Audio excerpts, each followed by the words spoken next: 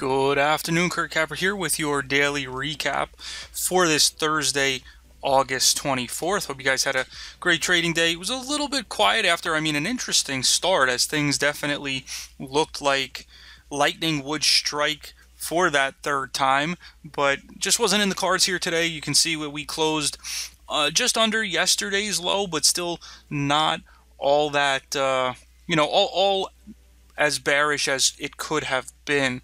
And what I mean by that is if we go to the hourly chart, once we broke under this area of support here, the stage was set for a move all the way back down into this gap fill and possibly even lower to the prior pivot low in this area. So the fact that the bulls stepped up was encouraging, but we still ended up with weakness here. As I said, we sold off there towards the end of the day, but after the initial morning drop, most of the afternoon was spent going sideways, so a little slow in that second half of today's session. Now, if we take a look at the Qs, they held up a little better, and you can see here they gave a little bit of a bottoming tail even. So, as I said, a little bit of relative strength there. But if you look at Apple, it becomes very clear as to why that was. Apple held up relatively well overall. You can see here on the hourly,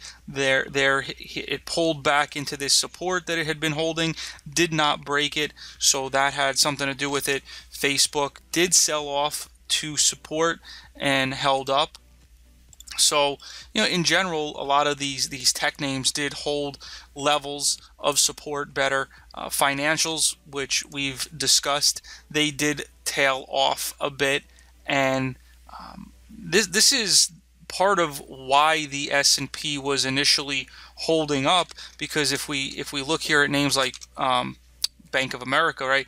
It actually put in a bottoming tail, and you can see here that it did push up on the hourly after initial weakness. It did rally fairly well. Wells Fargo, another one that did have a strong rally at the open, and so this is part of why we didn't see the market really collapsing in that morning, where I said the potential was there for that to happen. The financials, I think, held things up pretty well. Ultimately, they did, as you can see, fall back down, but that is what we were dealing with here today. Now, one of the areas where we did see extreme weakness was in the food and beverage space, and that was coming on the heels of the Amazon Wells Fargo deal going through. So you saw names like Kroger getting absolutely hammered here. This is the hourly chart. Right? If we go to the daily, you can see here, big move down there. If we look at Pepsi, that also got hit hard. Costco was hit. So, it was an across-the-board kind of selling that was seen here. And if you look at the intraday charts, it really came right here in the afternoon. All started falling around that 2 o'clock hour and just continued to get assaulted to the downside there. So really major selling that came in. We'll see if it can continue into the next couple days, but we definitely had some big volume there as well. And looking at some other sectors, if we look at energy, it's been bouncing a little bit, but of course, as we know, this has been one of the weaker sectors for all of 2017.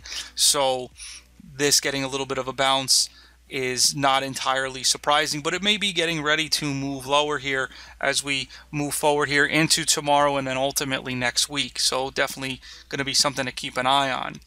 As far as USO oil, kind of a quiet session. It did try and move lower, but bounced off of support in the form of this prior low area. Again, it'll be something to keep an eye on. And gold just continues to sit up here at these highs, this triple top area, where you can see we've been up here previously, and the prior 2 times we have failed. So the fact that we're holding up here right now is an indication that demand is building. So now we'll have to see if it's building up enough confidence to actually push us higher.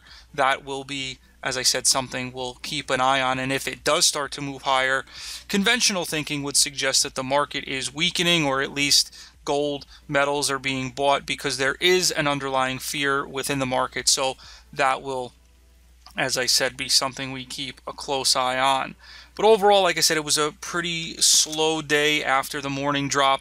We'll see what tomorrow brings. I think that a break in either direction, whether above today's high or below today's low, should bring about some pretty decent volatility. I know tomorrow is Friday, but I still think that if we can get that break, it puts us into a good position to where there really isn't much of a support or resistance close by, and we could get some pretty good follow through and as I said, volatility. So we'll watch for that to happen, see where things are set to open for tomorrow, and I'll be back with you for the morning call tomorrow.